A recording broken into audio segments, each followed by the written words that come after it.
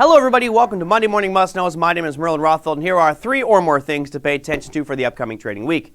Now, as a quick review, we saw what happened last week with the earnings calendar. We talked about some of those FANG stocks. We had Google report on Tuesday, great earnings and also a 20-to-1 stock split. Hello, thanks for saving the NASDAQ on Tuesday. But Wednesday, Facebook was like, here, hold my beer, and all of a sudden tanked the markets with the worst corporate loss in the history of the financial markets in one day, losing over $200 billion worth of market capitalization in under 10 minutes. It was absolutely incredible watching that chart in the after hours. But then Amazon's like, well, hold on a second.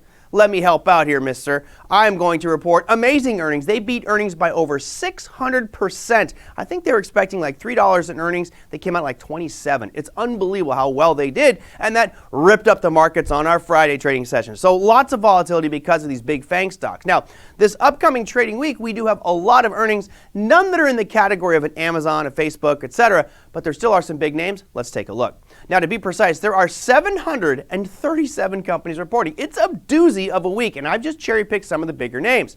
You can see starting on Monday, we've got Amgen, Take-Two Technologies, Simon Property Group, ON Semiconductor, and Tyson Foods. Tuesday brings you Alibaba, BP, Pfizer, and Alibaba here is in red because they've been supposed to report earnings for the past couple weeks, but they keep delaying and delaying, so I have it in red because they may not report, but they're scheduled to on Tuesday. Wednesday brings us Canopy Growth, CVS, Disney, Twilo, Teva Pharmaceuticals, GlaxoSmithKline, and the Chicago Mercantile Exchange, or the Chicago Mercantile Exchange Group. Thursday, we have Twitter, Aurora Cannabis, Coca-Cola, and Pepsi. So convenient, we've got 2 cannabis companies followed by 2 soda companies. Perfect, those go hand in hand, don't they? And on Friday, not to be outdone, we've got a couple more with Under Armour and Dominion Energy. Now again, there's 737 companies reporting. I just cherry-picked the big names. Make sure you check your earnings calendar because there's a lot of companies reporting. Now, one area of the financial markets that's very near and dear to my heart is real estate. I think it's an amazing asset to help grow your wealth over the long term, to generate income streams, etc. Now, one of the catalysts to help that industry move forward is interest rates, right? You want to see what that 10-year bond is doing. If the 10-year bond really starts to rise in value, that's going to start to put pressure on the housing market. And given that housing market is about 15% of GDP, that could have an impact on our economy going forward. Part of this giant chess game we call the financial markets. Well, this week, there are some pretty big things potentially happening on the 10-year. So let's go look at the futures market for the 10-year Treasury. As you can see here on the daily chart, the 10-year Treasury has been in a serious decline. Now, this is important because as the Treasury, the futures product that represents the 10-year Treasury note, as that drops, that means that yields are rising. So remember, interest rates are going up. That means the price of these Treasuries are going down. And you'll notice that we actually broke through this lower area of demand on Friday. This is important because once you break through an area of demand, price will generally move to where it finds the next area of demand. And if these 10-year Treasury notes continue to fall, that means that interest rates are going to rise, thus having an impact on the housing market. Of course, that'll take some time to filter in. But let's look a little bit deeper. This is just the daily. Let's take a peek at the weekly chart.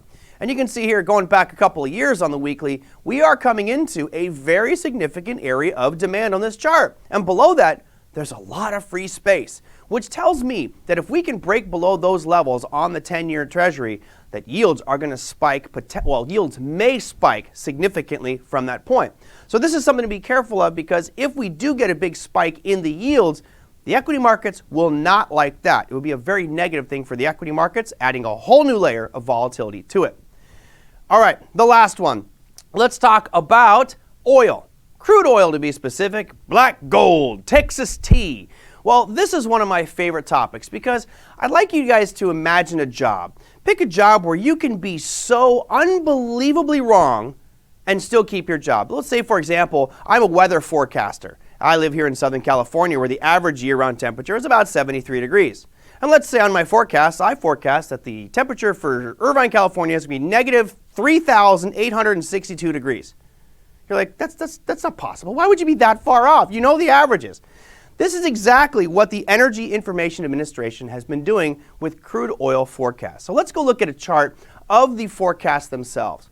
What you see here is the reports by the Energy Information Administration, the EIA, regarding their expectations of crude oil inventories in the number of barrels. Now, as you can see, there's 0 on the hard right edge there, and those little blue bars represent the actual reported numbers, And the little dashes there, I think they're in gold or orange, represent the expectations. Now let me give you an idea of how off you can be and still keep your job and apparently be respected. Here, going all the way back in, I think this is 2019, you can see that that little orange dash in that red box is at negative 1.3. That means they expected the supply of oil to drop by 1.3 million barrels. Okay, great. They obviously have access to information. In reality, it came out as nearly 23 million barrels surplus. Oh, hold on a second.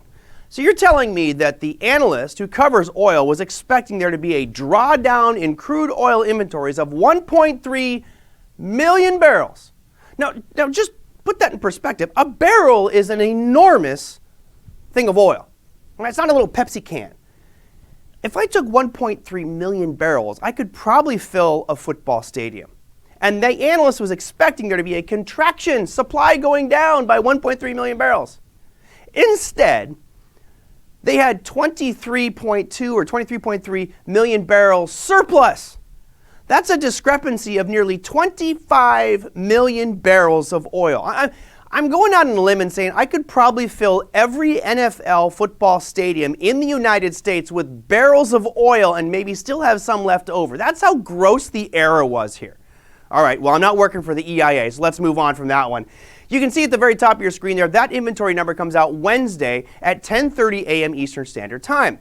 And right now, the hard red edge of this chart is the important part, because what it's showing is a consistent supply contraction, meaning there's less and less supply.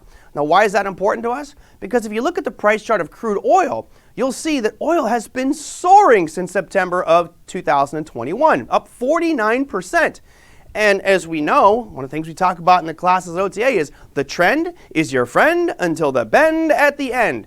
You don't see much bending going on in crude oil. So if those supply numbers continue to come out at a drawdown, meaning there's less and less supply of oil, where's oil price going to continue?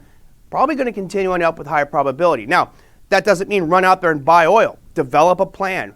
Most likely, if something's in an uptrend, you should be looking for pullbacks into a solid demand zone. If something's trending down, you look for rallies back up into supply. Very simple strategy, but make sure you have a plan because this crude oil chart looks very, very tempting, but anything can change very, very quickly. Keep your eye on that announcement for crude oil because it could create a lot of trading opportunities. That, my friends, is your Monday Morning Must-Knows. We'll see you next week.